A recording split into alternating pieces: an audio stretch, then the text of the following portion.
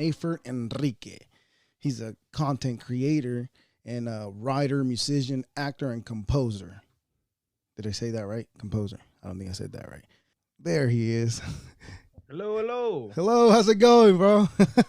It's going good. It's going good. Yeah, man. All right, all right. I'll let you introduce yourself just so and let us know exactly who you are, because I kind of just did a little bit of a little intro, just saying who you are. Oh, sweet. Okay. My name is Neifer Enrique. I'm a lot of things. Before Corona happened, Right. and then now I'm just now I'm just alone. Damn. No, don't say that. You can still get back out there.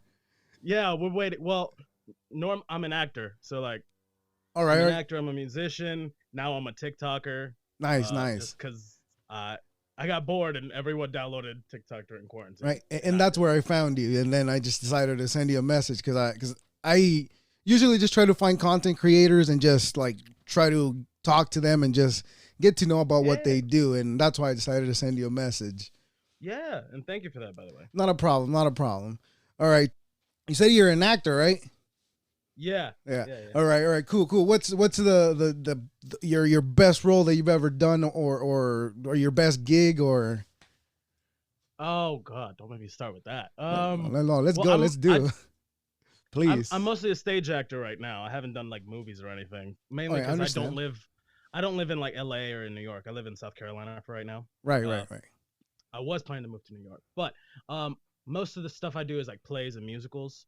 So like I've done a few leads. Like the last musical I did was like Adam's Family, where I played Gomez Adams. That was pretty fun.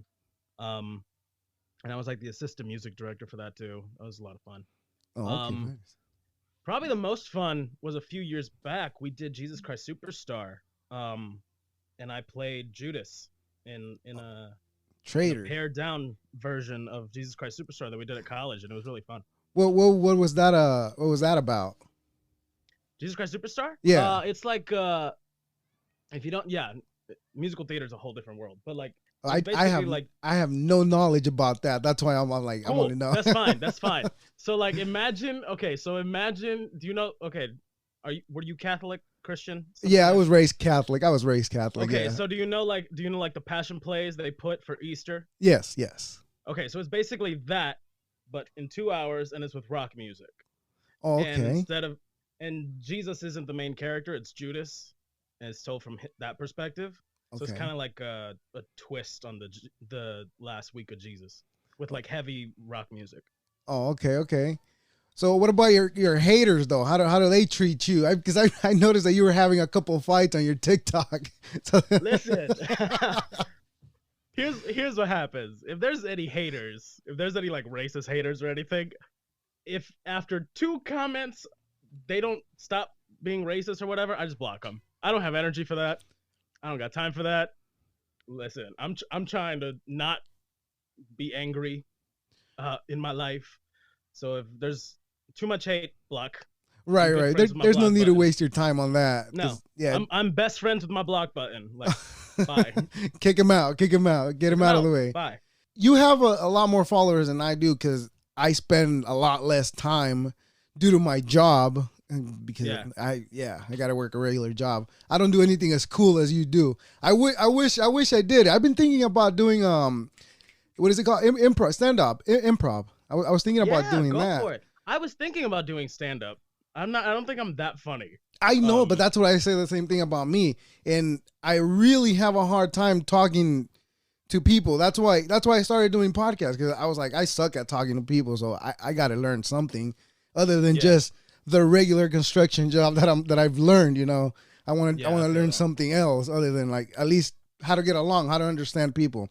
That's why I decided to do this. And I try to talk to anybody and everybody, as many as I can do, which it's fun because I get to learn about other people and what they do and stuff like that. Yeah, and ironically, that's kind of the I like that about TikTok. I don't have like, there's a lot of people who have like their niche. Like a lot of people like, they do the trendy dances, or they talk about like books. They talk about movies. I don't have a niche just because I'm a nerd for a lot of different things. Like I love books. I love movies. I love politics. I try to learn more about stuff. I'm a spiritual person, so like I don't have a niche. I just talk about whatever. You just mix it up. See, I have a problem with that because also I'm not. I was nothing as nearly as creative as I am today. I mean, I'm not where you are with creativity, but I didn't have this creativity to try to build something, and I decided to do this. So now I'm getting. I like to think that I'm getting a little better at speaking, but I still suck. When did you start the podcast? In December 2019. So it's a year and some already. Yeah, but at least you got to learn by doing. Yes, I know, and that's what I told myself. And if I don't, because my excuse had always been that I don't have this to get started, I don't have that, and then I just finally decided to do it just with my phone until I got myself the Roadcaster, and now it makes it a lot easier than just using my phone. And now I'm thinking about doing video because I don't do video yet, but I got to do video because it makes it better for YouTube. So that's what I'm working on now. What are you working on now? Like, because you said you're an actor and a writer. Writing anything? Well, I was writing something. I haven't gotten back to it in months. I was writing like a play. I started writing a play like 2 years ago, and then like periodically I'd pick it up, and then I left it on the cutting room floor. It's on my computer somewhere. Can you share what was that about? Or it's not ready? I mean, it's not gonna be ready for a bit, but like the general gist is a bit confusing. I was as all good stories do. I was drunk one day. Okay, good. That's gonna be good, right? Estaba bien borracho. Bien borracho. Dale. And I was like at a party with a bunch of theater people, and I was very drunk, and I was like, you know what would be a fun story? What would happen if like Jesus and the devil went into a bar? And I'd be like, and someone was like, that sounds like the start of a good joke. And I was like, wait, what would actually happen? So I started like writing out a scene, and then the scene became 2 scenes, and then I had to throw in a bartender, and then I threw in a girlfriend, and then I threw in like, okay, what would the devil do at his job? Like, what's his job? So I threw in 3 people he has to like punish or something. And it was just kind of an idea here, an idea there, and it kind of grew. And I think I have like 70 pages. Oh wow! Okay. Of like a play, but like a full length play is supposed to be like 100, 120 pages. Well, it's got a little work to do. You're halfway there already. Yeah, it's got some work to do. I need to finish it, even if right now it's not good. It's not, the dialogue's not good. It's not good yet. But I need to at least finish it so I can be like hand it to my good writer friends and be like, okay, tell me what I need to fix. Right. That's gonna be your basically your rough draft then. Yeah, it'll be my rough draft. Yeah, see. And then I wrote another one about like my family, because if you know Hispanic families, Latinos. What part are you? We're Nicaraguan. Oh, okay. Well, close. We're almost neighbors. I'm Salvadorian. Hey, all right. Yeah, I was born in El Salvador. Yeah. Central America. Yeah, my parents are from, if you know Nicaragua, son de Estelí, and my dad is from San Juan del Rio Coco. Oh, okay. So no, yeah, we're from close to Honduras. Yeah, okay, yeah. That's is that like north or that's further past Honduras, right? El Salvador is to the west of Honduras. We're like where we're from, it's like right at the southern border of Honduras. Okay, I was thinking about the opposite. I was thinking north. That's what I wasn't sure. I didn't know how to say. No, I think north is Guatemala. Yeah, I think you're right. Yeah. But anyhow, yeah, we're almost neighbors. Yeah. You were born and raised over there, or your parents? My parents were born and raised over there. I was born here, and then we kind of moved back and forth every now and then. Oh, okay. So you have a knowledge of what it is like over there then.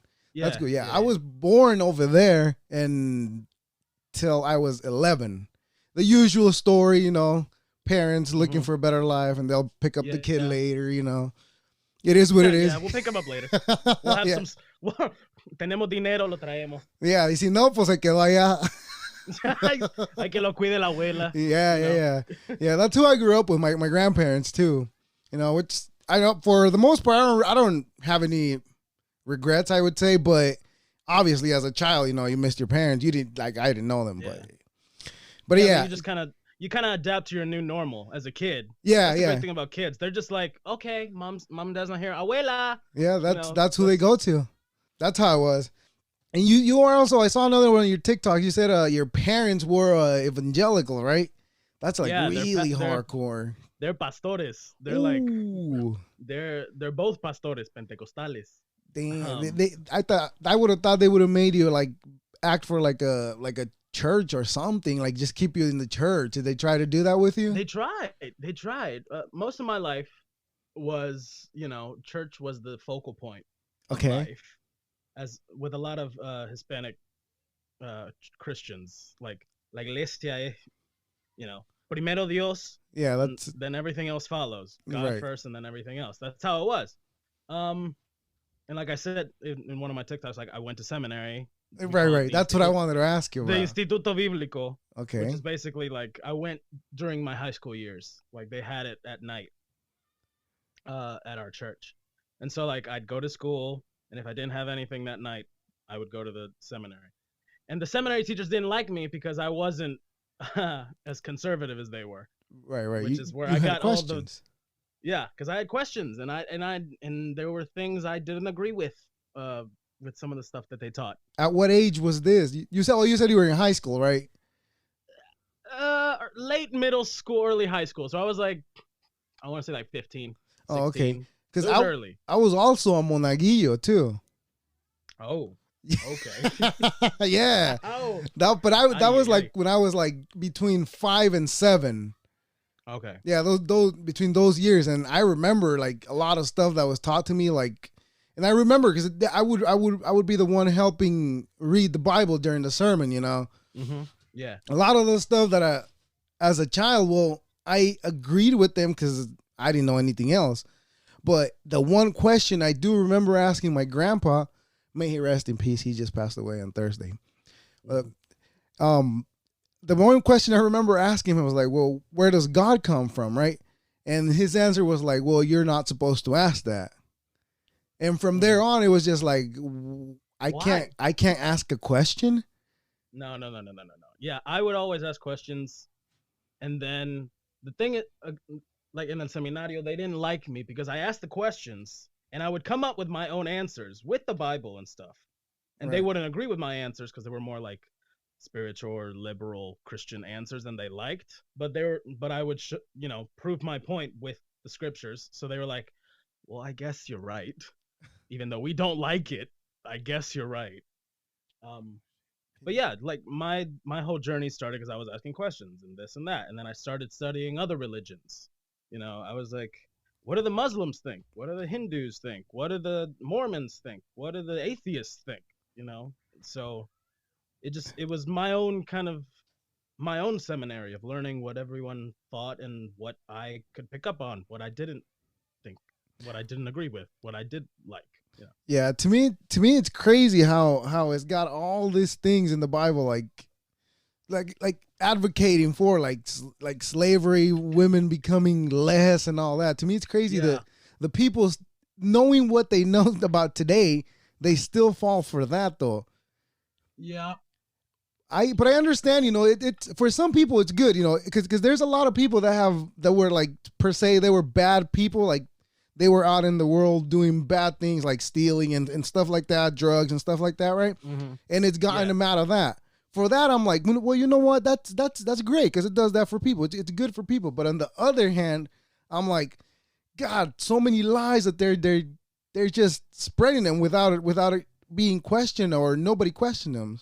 Yeah, but that's what I recently just made a video about this. I think like 2 days ago, about what I distinguish between the difference between like religion and like spirituality. So like those people that were horrible people and that they found God and then they became better people. I see that as they're becoming spiritually connected. But that doesn't mean I'm not a fundamentalist Christian. I don't follow every word of the Bible. I don't think every word is God wrote it down because he didn't. No, Like yeah. it's literally it's a collection of books from over the centuries that Well, a group of men decided, let's put these books in. the book God the didn't come book down. of the book of James. Mm-hmm. That's a king. That was a king. King James. No. The book of James is supposed to be Jesus' brother, like a half brother. But I thought there was this is just I put this together. Nobody You're taught talking me. about the King James version, right? Yes, yes. La versión. Yeah, La Versión de King James. Yeah, Yeah. La versión King James is he had his own translation, so he could do what he wanted. exactly. Which was very conservative, and traditional. That's what I bring up because see, I always get into this argument. It's my uncle's wife. We always get into this religious because she's like, she's religious to the teeth. Like, reads the Bible every single morning. And sounds like my mom. Yeah. right. To me, that's too much. I mean, I understand it makes her a better person, like I told you, but there's things that you need to question. Yeah, and that's what that's why I clarify that I am more spiritual Christian, religious Christian. I don't care if God is three persons in one, or if there's a heaven or I don't care, because I don't know. Right. There's no way for me to call up God and be like, hey, is this true? Because it doesn't matter. Right. And nobody's gone over there and came back and told us, hey, it's true. Exactly. What I care is, be kind to people. Love your neighbor as yourself. Don't be an asshole. That's basically the message of, Christianity and Islam and everything. It's just men and women who, fuck up spiritual texts like the Bible and the Quran and stuff like that, and work it for their purposes. Mm-hmm. So I try to not say like I'm a Christian, I'm like this, because I'm not. Right. Because I don't care about theology and dogma and stuff. I care about being a good person. That's what I like about religion too. Like, that's what everybody should focus on. Like, the part it is, but it's not. Right. It's not what everyone focuses on. Have you seen those videos on TikTok of those people praising the golden statue of Trump? Sí, I love you. And I laughed so hard. Right, there's literally so bad. There's literally what is it? A verse that on the Bible that says the God punished them for doing that. I was like, have you not been to Sunday school? Did you not watch the 10 Commandments? Where God kills all those people because they were worshiping a cow? Like, they don't. I don't think. What do you think goes through their mind when they do that? Do you think they actually believe that Trump is the actual savior? I think people are just I think those people are just ignorant. Some people are ignorant and but ignorant as in they don't know any better. Right. I understand. Some people are just willfully ignorant, like we don't give a shit. Some people are a lot of people in the conservative side of politics in America are they're trolls. They like making people mad for no reason except to make people mad. They don't actually believe or care about half the stuff they say. They just want to make liberals mad, which I'm not. I'm a leftist, so I'm way far on the other side, right? I'm way far left than the liberals. But see, at the end of the day, even the ones that are all the way to one side and all the way to the other side, at the end of the day, we all want the same things. We all want to be kind. Not everyone. Not everyone. I dare say that, right? You got the really racist people on the right. Yeah, but what I mean is, like, at the end of the day, they want they want stability for their family, just like you and I want stability for our family. That's the thing that they do want. But maybe they are going about it the wrong way because of what you said, the ignorance, that they don't know any better. Yeah, or the short-sightedness. Because I had to study political science in college. Right. Okay. Good. I haven't. That's how I became a leftist. I don't know anything about this. But so Republicans and conservative, they're like, I'm fiscally conservative. They care about their money and stuff like that. So what you say, they want to take care of their families. Right. A lot of people who middle class Republicans don't want to lose what they have. They think that if poor people get help, that they're gonna have to lose their house or their nice car or whatever. They don't understand that you don't have to lose for other people to win. Right. It's not a lose-lose situation. It would be a win-win for everybody. Yeah, it's not a zero-sum theorem. People can win, and other people still win. Yeah. Well, because at the end of the day, if the poor are winning, that means just better economy all the way up. For It everyone. just, yeah, Exactly. it just trickles from the bottom all the way up. It just goes up. It has to. Exactly. I mean, If the floor is higher, then the whole room is higher. right? Like, if the poor people live really well, then the rich people are going to be living really well too. So like, people don't understand that, unfortunately. That's why there's such a pushback for the minimum wage, right? Yeah, like the minimum wage thing. I'm like, But you're not getting paid what you deserve. I Like, completely the minimum wage understand. stopped growing in what, 1984, I think. It stopped at like 7.45, whatever it is now. It stopped. Oh yeah. But inflation keeps going. The economy keeps going. And like, you're getting underpaid by so much. Because I did the math. I saw an article in Forbes about this a few weeks ago. The minimum wage, if it kept growing the way it did, minimum wage would be $25. $25 an hour. Wow. We are way underpaid. Yeah. What is it at right now? 12, right? No, it's still at 7. It's like 7 something. Oh, but you're talking about your state though. I was thinking about California. See, I got my bad. No, I'm talking about like the federal one. The federal one is still 7 something. Oh, okay, like, okay. Well, but if they hadn't stopped it, like in when Ronald Reagan was president, they hadn't stopped it, and it kept growing with inflation. So like when the economy got better, the minimum wage would get better. They stopped that. If it kept doing that, the minimum wage right now would be $25. Wow. So people are severely underpaid. That's why people have to work like 3 jobs to pay their bills. Yeah, there's those cases too. But you know what? I'm all for raising the minimum wage. But you know what I don't like about that? Is that the cost gets passed on to the customer. But it doesn't have to. No, I know, but that's what they do though. Here in California, at least that's what I noticed. It's what they do because the people on top don't want to lose their money. Yeah, I agree. So they pass it on to but they don't have to. They could literally just be like, okay, I'll make $10,000 less or $1 million less. I still have $100 billion. Yeah, but every year they have that model. Greedy. Every year, the model that exactly. The year that they play by is the year that they play by. The model that they play by is that every year they gotta make more than they made last year, which is just dumb. Again, right. I'm a leftist. I don't like capitalism. I don't like people making billions of dollars while kids can't eat. You know what I like though? The opportunity that it creates though for everybody. That I do like.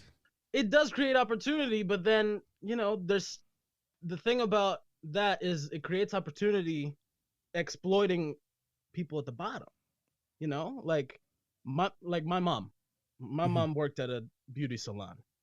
And she cleaned houses. Wow. And she, made quesadillas on the weekends just to pay the bills. Yeah. But, she doesn't, like, if we lived in a fair society where everyone, got what they needed so that they didn't have to worry about, my kids can't, or I'm going to not eat so my kids can eat. We shouldn't have to live in a world where you have to decide, are my kids going to eat or am I going to eat? Like, right. Or am I going to put gas? or do I have enough gas to put in a really bad car that's breaking down to get me to my job? Yeah. Wow. Yeah. That's you read a lot of books, right? I noticed that you had a lot of books on your shelves right there on your video. Oh yeah. I spent most of today reading actually. What are you reading today? I was reading James Baldwin. Giovanni's Room. It's a novel. Okay. See, that's why you're a better talker than I am, because you read a lot more than I do. I've only read it. Well, during high school, I was a reader, mainly like sci-fi books and stuff like that.